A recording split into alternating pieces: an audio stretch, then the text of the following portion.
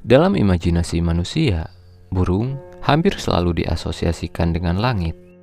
Sayap dipahami sebagai simbol kebebasan, dan kemampuan terbang dianggap sebagai ciri utama yang membedakan burung dari kelompok hewan lain. Sejak kecil, manusia belajar bahwa burung adalah makhluk yang hidup di udara, menghindari bahaya dengan terbang, dan menjelajah dunia dari ketinggian. Namun, di hutan-hutan Selandia Baru, asumsi tersebut runtuh secara ilmiah. Di sana, hidup seekor burung beo besar bernama kakapo.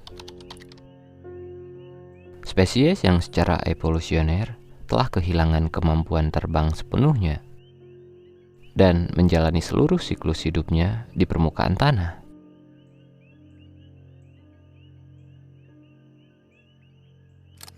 Kehilangan kemampuan terbang pada kakapo bukanlah kesalahan evolusi, apalagi tanda kemunduran biologis.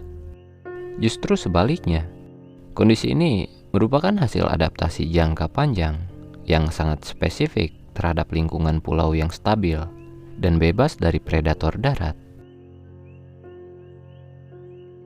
Evolusi dalam konteks ini tidak bergerak menuju makhluk yang lebih unggul, tetapi menuju makhluk yang paling sesuai dengan lingkungannya.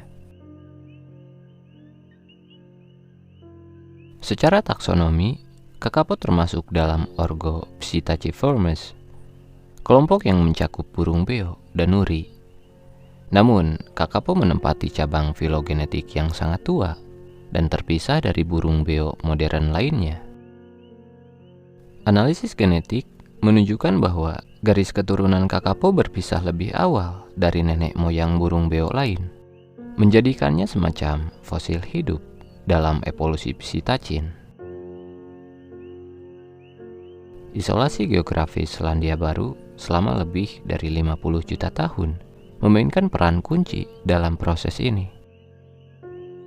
Selama periode tersebut, wilayah ini tidak dihuni oleh predator mamalia darat. Dalam kondisi tanpa ancaman tersebut, tekanan seleksi untuk mempertahankan kemampuan terbang yang membutuhkan energi besar perlahan menghilang. Sebagai gantinya, sifat-sifat seperti tubuh besar, metabolisme rendah, perilaku jinak, dan kemampuan menyimpan energi menjadi lebih menguntungkan. Pola adaptasi semacam ini dikenal sebagai island syndrome. Fenomena evolusioner yang umum terjadi pada hewan pulau, tetapi jarang terdokumentasi sejelas pada kakapo. Ketidakmampuan kakapo untuk terbang bukan sekedar soal perilaku, melainkan tertanam kuat dalam anatomi tubuhnya. Tulang dada burung ini memiliki KL yang sangat kecil, sehingga tidak mampu menopang otot dada besar yang diperlukan untuk mengepakkan sayap secara efektif. Sebaliknya, struktur tulang panggul dan tungkai bawah berkembang kuat dan kokoh, memungkinkan kakapo berjalan, memanjat, dan menjelajah lantai hutan dengan efisien. Sayapnya masih ada, tetapi berfungsi lebih sebagai alat keseimbangan daripada alat terbang. Bulunya pun mengalami perubahan. Tekstur bulu kakapo lembut dan menyerupai rambut. Sangat efektif untuk isolasi panas dan kamuflase visual, tetapi tidak mendukung aerodinamika. Secara keseluruhan, tubuh kakapo adalah contoh jelas bagaimana evolusi dapat mengorbankan satu kemampuan demi mengoptimalkan fungsi lain.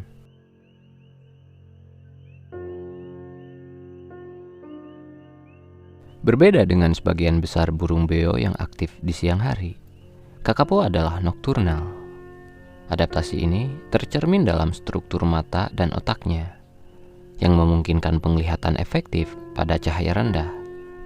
Strategi ini kemungkinan berkembang untuk menghindari kompetisi dan memaksimalkan pemanfaatan sumber daya di masa lalu. Sistem reproduksi kakapo bahkan lebih tidak lazim. Spesies ini menggunakan sistem leg, di mana pejantan tidak membentuk pasangan atau membantu merawat anak.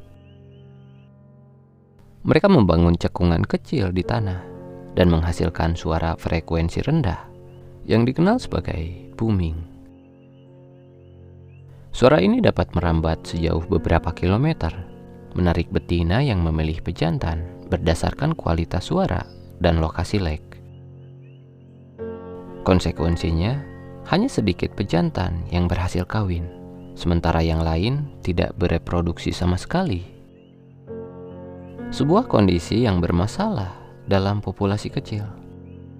Namun, itu cara mereka bereproduksi.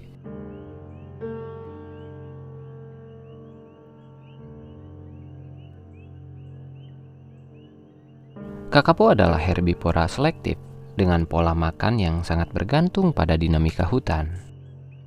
Salah satu sumber makanan terpentingnya adalah buah pohon rimu, terutama bagi betina yang sedang bereproduksi. Pohon rimu tidak berbuah setiap tahun. Fenomena ini disebut masting, yaitu produksi buah besar-besaran yang terjadi secara tidak teratur. Betina kakapo umumnya hanya bertelur pada tahun-tahun masting, ketika ketersediaan energi cukup untuk mendukung pembentukan telur dan perawatan anak. Strategi ini efektif dalam ekosistem yang stabil, tetapi menjadi hambatan serius ketika populasi berada di ambang kepunahan dan membutuhkan pemulihan cepat.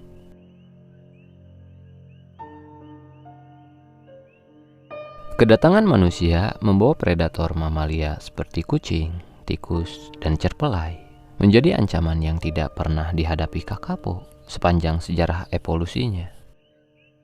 Tanpa naluri menghindar atau kemampuan terbang, kakapo menjadi mangsa yang sangat mudah. Dalam waktu kurang dari 2 abad, populasinya menyusut drastis hingga hanya tersisa puluhan individu. Selain tekanan eksternal, populasi kecil ini juga mengalami masalah internal, termasuk inbreeding depression dan tingkat kegagalan penetasan telur yang tinggi.